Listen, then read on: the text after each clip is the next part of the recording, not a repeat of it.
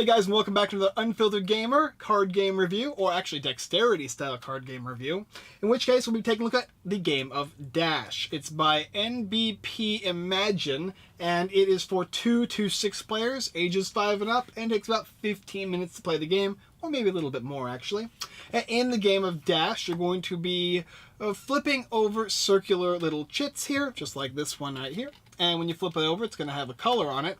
And you're trying to match one of these boards here. And as you can see, so it has enough space to see for everybody to see. You're trying to do in order of red, blue, purple, and yellow, and vice versa. And there's multiple rounds of this. If you can go ahead and match your color symbols faster than anybody else, you're going to score a point in flipping this guy over. And you're going to continue until you get the best of 4. Anyway, let me go ahead and show you what the game looks like and how to play a little bit. Okay, so here we have the game of Dash. As you see, this is for 1 player right here, but you can include as many players as you want, and it's basically a memory game. You're going to each get a player, I guess you want to call these player packets here, and you will be setting it up in a 3x3 grid for these basic color circles, as well as you got your color coins. Whenever you win a round, you're going to flip over this, and you get your D, and you can flip over your next one, you get your A, and if you spell out Dash, you're going to win. You also are going to give different round markers, I think it's up to 9 here, as well as you're going to get your little front and back, explains the game for the most part, how to play the game and how to set it up, as well as everybody's going to get their own unique gameplay instructions card for the game Dash. Now to start the game off, this is how you're going to have it all set up. For the first round, and your 3x3 grid, as well as all of your coins. You're going to say 1, 2, 3, go, and people are going to start flipping over their own dash circles. So right now we're looking for red, and we're going all the way across, so when we start and we stop. So if we don't get the color we need, we flip it back down. Bam, I got red, that's great, so I go ahead and put this to the side. Now we're looking for blue, so I'd flip it over. If it's not blue, I flip it back down, and rinse and repeat until you're able to find the right one.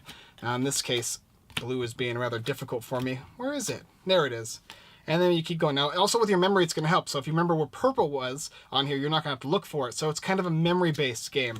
But my memory is terrible. There it is. So, you know, that is how it goes. But once you can get all the different colors, just like that, you're going to call out Dash. And if you're the first person to do so, you're going to flip over your Dash coin, and that's going to give you 1 point for the round.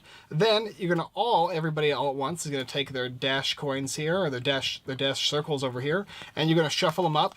And then, after you shuffle your cards up, or your little tokens up, you're going to pass it to the player on your right. Everybody's just going to shift. That makes so that cheating is not going to be possible. And then you're going to put down your 3x3 grid again.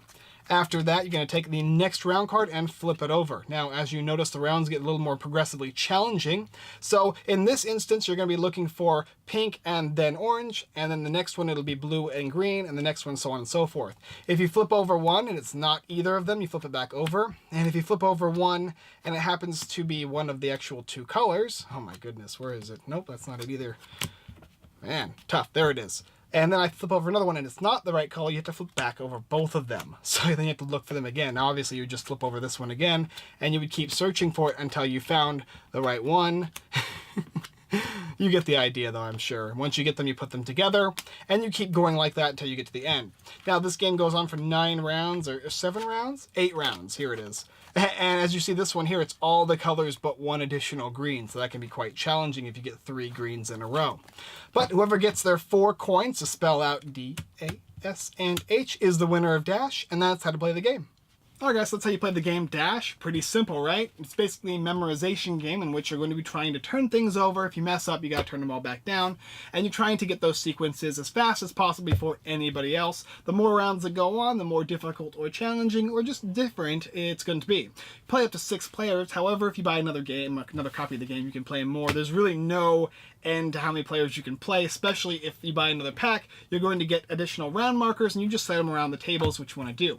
This is a great classroom setting game. It's a great group activity, as well as good for all ages. It's very simple to understand, but yet it has that dexterity as well as that memory aspect, so it's going to help not only children, but grown adults, and even elderly people. I'm sure my grandmother would love this game, as it does help your noggin start jogging. A good game. There's not a lot of artwork, obviously, to it. It's just simple colors, as well as everybody getting the little player packs. It comes in this little bag, so that works out just nicely, and then it's very simple little tiles here for each and every round.